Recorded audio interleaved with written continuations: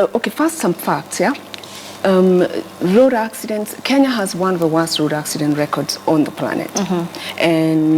And the road accident incidences have increased over the years. In 2014, we had about 2,900 deaths caused by road accident. And then in 2015, that figure increased to 3,000 and I think 75. Those are statistics from NTSA. And so those statistics then tell us that there needs to be concerted action by various partners to be able to handle this road accident challenge. So the project that we're doing at AA is called Msamaria Mwema, and it is focused on two things. One, it is focused on defensive driver training, and like you rightly said, we identified the Matatu industry as a beneficiary for this project that we're doing. And part of the reason we identified the Matatus, of course, is because Matatu drivers are always on the road, and like you rightly said, they're always encountering many challenges related to accidents.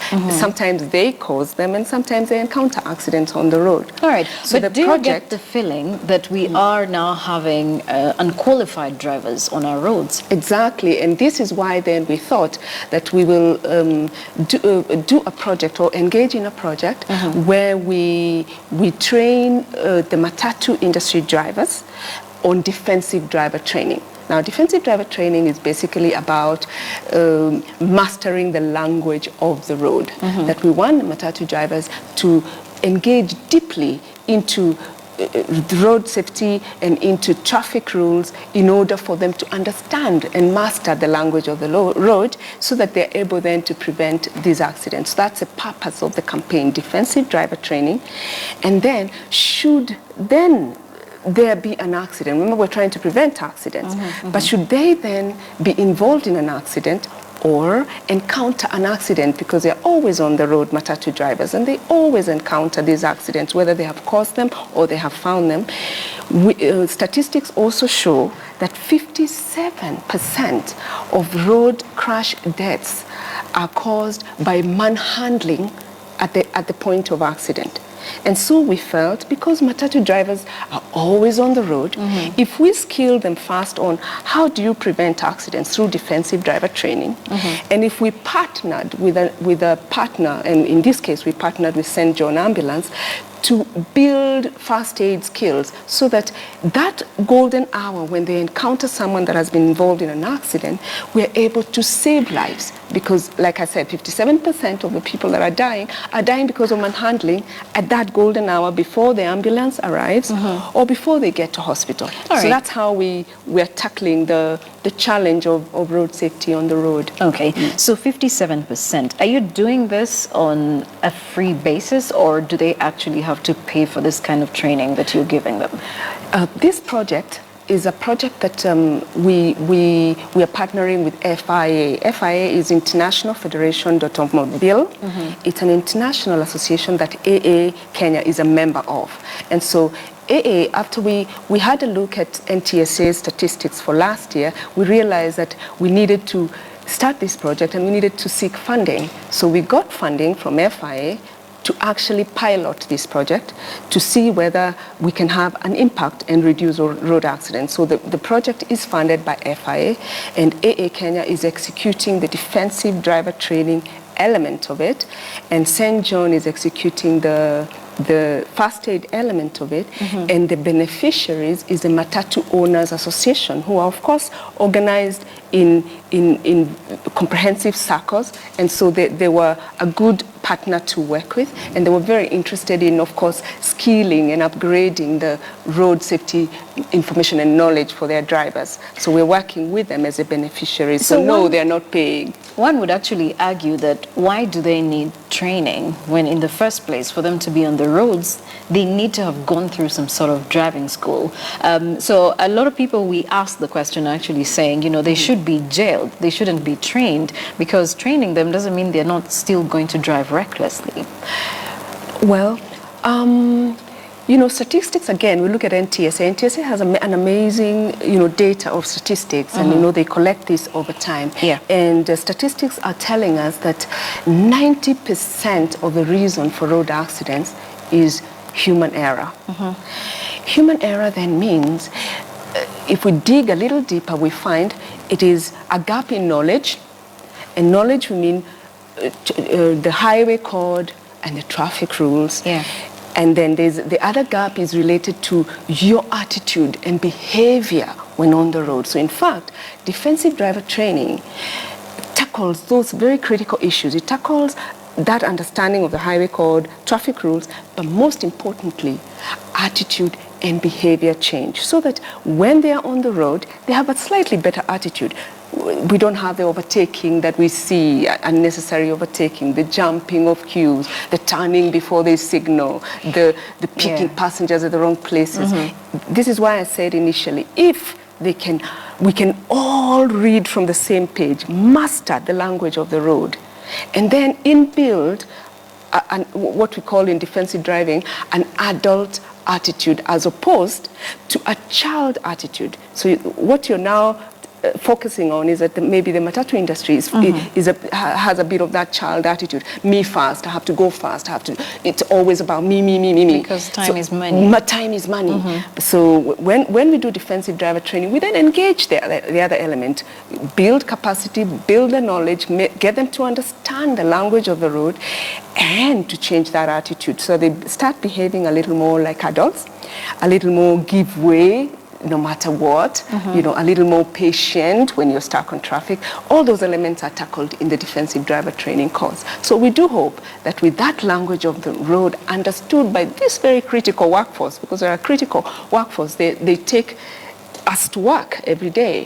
And we need then them to be on the same page in terms of what the language of the road is, and hopefully that will bring down the rates of accidents. But like I said, then the project says, if then you do encounter an accident, could we save lives? What can we do to build those skills? All right.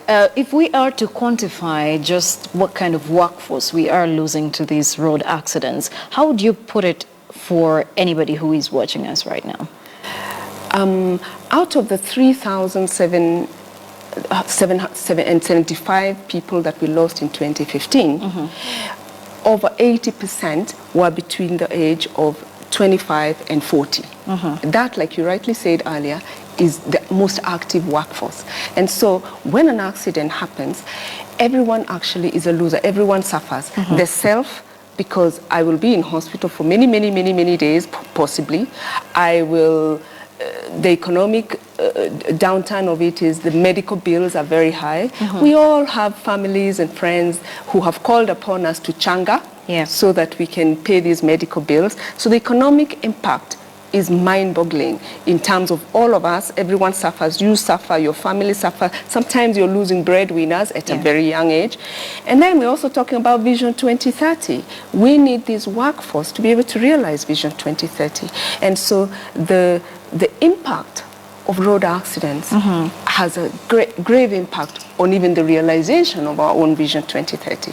And that's why we then feel this project or pilot project that we're doing, we hope that we're going to collect sufficient data and information to allow us to scale it and make it a continuous journey of constantly training drivers on road safety issues. All right. Just a reminder of our question this afternoon. We're asking you, do you agree that Matatu drivers need training to improve safety, courtesy on Kenyan roads? You can use the hashtag #BusinessToday or our Twitter handle @KTN News. So far, if we look at what people are saying here, Silas Cordy is saying, not only Matatu drivers, there should be an overhaul because for every driver, after a specific period, they need some sort of refresher course. And Sami Muchi is saying, apparently, yes, all Matatu drivers should be taught, on how to drive carefully in order to reduce road carnage. And we're having another here who is saying, yes, let there be also annual refresher courses for them. And most importantly, there should be NTSA guys with speed guns on the road. And we have one coming in from Muti Mwinde, who is saying, why can't we have defensive driving courses rolled out in our driving schools as part of the initial driving courses? Exactly. I think those comments are spot on. You know, defensive driver training is about mastering the language of the road, like I said. Yeah. So it's not just for the Matatu drivers. It's for every road user, every motorist should do a defensive driver training. It is critical so that we are all speaking the same language. Now, if you look at the new NTSA rules, those are some of the policies that are being put in place, such that you will have to do a refresher driving course, first and foremost, and you will indeed eventually have to do a defensive driver training course because of the impact of not having this knowledge. The impact will be you can lose your driving license for a long period of time.